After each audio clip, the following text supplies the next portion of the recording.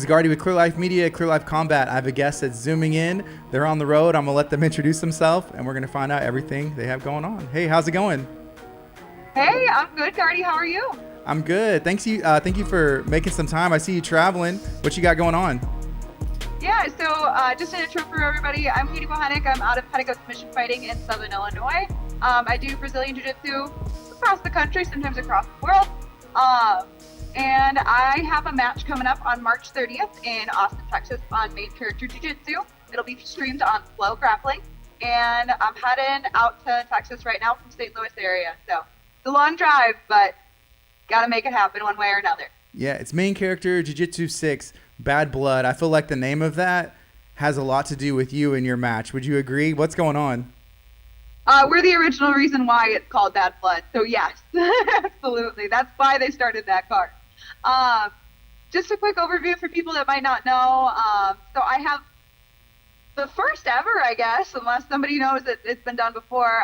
It's a regular jiu-jitsu match. It is submission only, and the loser gets power slapped in the middle 3 times by the winner. Now, it's different. It's a little bit of a crazy rule set. I originally wanted a combat jiu-jitsu match. I have done a few combat jiu-jitsu matches out in Cancun, El Medusa, this past December, so I was really amped up and ready to throw some strikes in regulation. But I was happy that Kamoy, the promoter for Main Character, came up with this rule set, and I think people are either loving it or hating it, but I think it's hilarious. So where did the Bad Blood start? And it is a fun idea, and Power Slap has kind of grown, but like where did it start, like the Bad Blood? So my opponent is unfortunately mentally ill, and that's the best way I can put it, because there's so much that really goes into it. But she's been talking shit about people I care about for probably close to a year now, and it's just insane. Like the very first day I met her, she said some inappropriate things about the guy she was allegedly dating to me, and she had talked shit about my teammates. And normally I would say, like, hey, that's not okay. You can't do that. You can't talk about people I care about like that. I had to have my tonsils removed 3 days before that I had met her.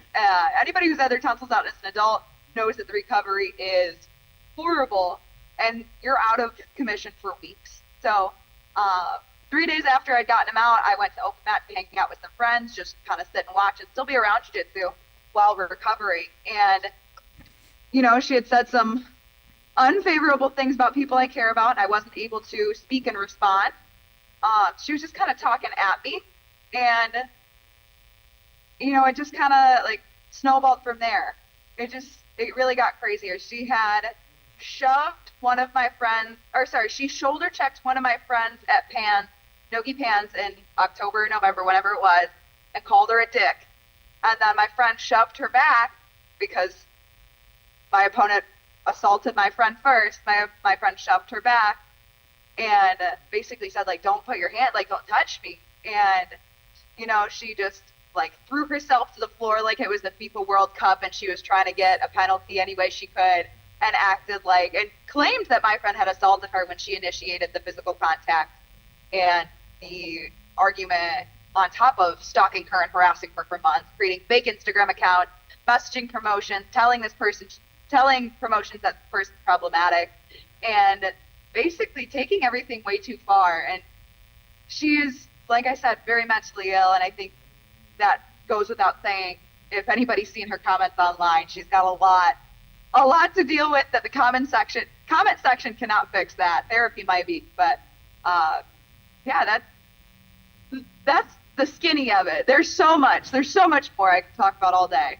Yes, I saw that she had a match with Ali Wolski not too long ago as well. And there was a lot of talking back and forth on that one as well, like all the clips and everything. Yeah, so Ali was in that bracket, and then I think crazy, we're going to call her Miss Cloth, because every time she gets in legal trouble or gets kicked out of a gym, she changes her name. And she's gone by that I know of 3 or 4 different last names, and she's gone by 3 or 4 different first names, and any combination of those to try to cover up her real identity. Her legal name is Katie Marie Cloth, and you'll see that on her mugshots, on her arrest records, all that kind of stuff. So Miss Cloth entered that bracket. Allie and her got matched up first round. Allie dogged her. There was not a thing that this person did to Allie in that entire match. And it ended up going to overtime, and it was first score in overtime. And on top of Allie dogging her in the match, Allie technically would have won in every single rule set. IBJJF, ADCC. It was only the sub only is that what she would have lost in. And this crazy bitch held her in some sort of, she tried to throw a rubber guard, but she's not very good at it. And I say that coming from a 10th Planet school, like I know what a good rubber guard looks like. I know how to do a good rubber guard, and I won't ever attribute what she did as a good rubber guard at all.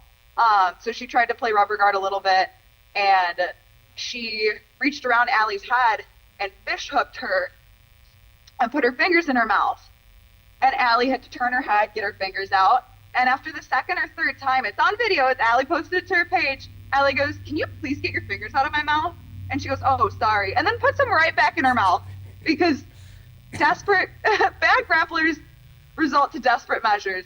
So that's really all I have to say about that. I mean, there were some comments where, you know, she tries to seem overly nice to people to try to win them over. And then she just goes on, like she has like a mental breakdown and then puts comment after comment, replying to everybody in the comment section, acting like everybody's against her. And that's not the case. People are just laughing and saying like, just cracking jokes. People are like, you should have bit her. Like, and she's losing her mind on these people in the comments. But,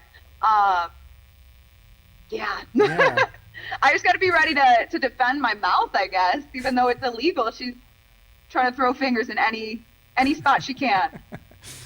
Okay, I saw a post, and you had shared this as a screenshot. She was saying, hey, if she keeps talking, a restraining order, I'm coming after her for slander, and then maybe pulling out of the match. Are you concerned about that at all?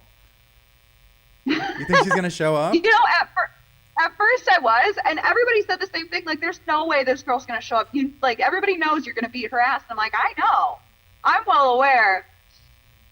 But there is money involved now, specifically to incentivize her to not pull out of the match. Because I don't give a shit. Clearly, I've done combat jiu-jitsu. If I was afraid of getting hit in the face, you know, I would have been there. I would be there no matter what. But, you know, I'm confident I'm going to win. I'm confident I'm going to get to do those 3 power slaps unless she bitches out for whatever reason, which is a possibility after the match. So, yeah, I don't think she's going to pull out because she's desperate for money. You know, no shame on people who are struggling, but she's unemployed. She doesn't work. And then she just bums off other people and wants people to donate to her all the time. And, you know, there's a difference between like sponsorships, asking for sponsorships to easier to afford it, and just flat out not wanting to work and not wanting to put in any effort. You know, I've had several people who have been, unfortunately, had to have her at their gym, and she wouldn't pay gym dues. She just claimed that she could do it all, but she's doing all these competitions left and right.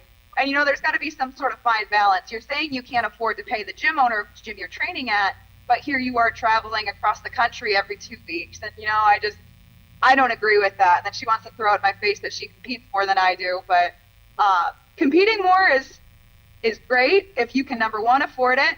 Number two, if you could win.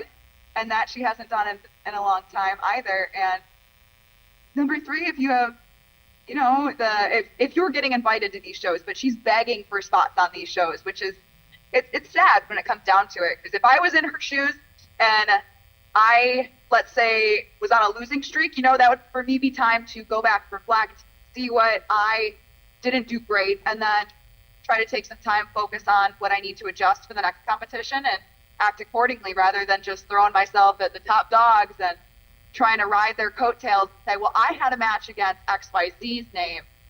I should have this opportunity instead of this other girl.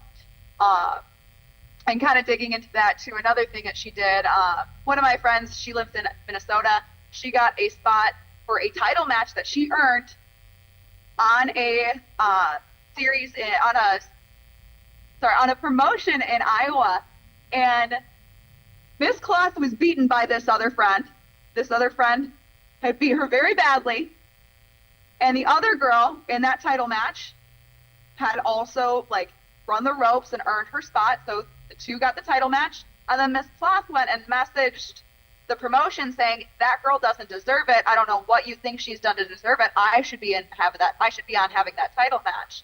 When number one, she was already beaten by that individual on that promotion, and number two, that individual who had it, that girl who has that title match, won world. So there's just not a lot of sense that she's making, and she claims to be a girl's girl, and she's over here supporting women in the community, and she's really tearing them down and harassing, stalking, physically assaulting people is not okay. So I'm just tired of it. I don't want to be able to drama anymore, but I do want to put her in her damn place. She's for too long.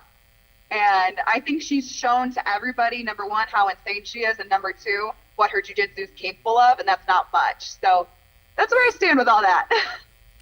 Have you been watching any power slap like film or doing any special training in preparation for that? It's funny you say that. Actually, I watched a few videos. Paige Van Zandt versus, oh gosh, I don't know the girl's name. I could have told you it yesterday. I can't tell you it today. But it was a recent one that I would say probably went viral, and Main Character even flipped it. So they showed parts of that match, and those women really gave it to each other in terms of power slaps. So I'm looking to, do what I do best and get one of my favorite submissions, which we'll keep a secret until after the event. And then I'm looking to break her cheekbone. So it'll be a good time. It really will. But yeah, I've been watching a little film, little studying time. Yeah. Because I think there's like some kind of technique to it. You'll see some of these guys that are like truck drivers, or some of the girls, and they come over and they're doing like these special like workouts and stretches, and they it can be brutal. Yeah. Oh yeah. And I think the hand position of it too really weighs heavy. You see those people kind of measuring their distance first to see where on their palm they want to strike in relation to their face. Do you want to hit the cheekbone? Do you want to hit a little lower? Do you where on their face are you striking, and where are you positioning your body to make it the most effective to potentially get a knockout? And that's my goal. Is if I don't get the 3 slaps, if I can just get a knockout, that'd be incredible. Yes. This is I still consider it the beginning of the year. You're kind of starting it out with a bang. What do you have planned for the rest of this year? So I can't release too much information. I do have a title match on quite a large promotion. I will say the PGF finale is going to be a little interesting. So I'll be cutting down to 145 for that, and just trying to showcase my jiu-jitsu in Vegas again. And I'd say that's probably the highlight of this year so far, and it hasn't even happened yet. Mm-hmm. Have you had a chance to look at any other of the other matches that are taking place at Main Character this weekend? Yes, so 2 of the ones I'm most excited for. Number 1 is going to be Melanie Iverson versus Anna Mayerdomo. Both of them are good friends of mine. Mel and I both, she's originally from Chicago.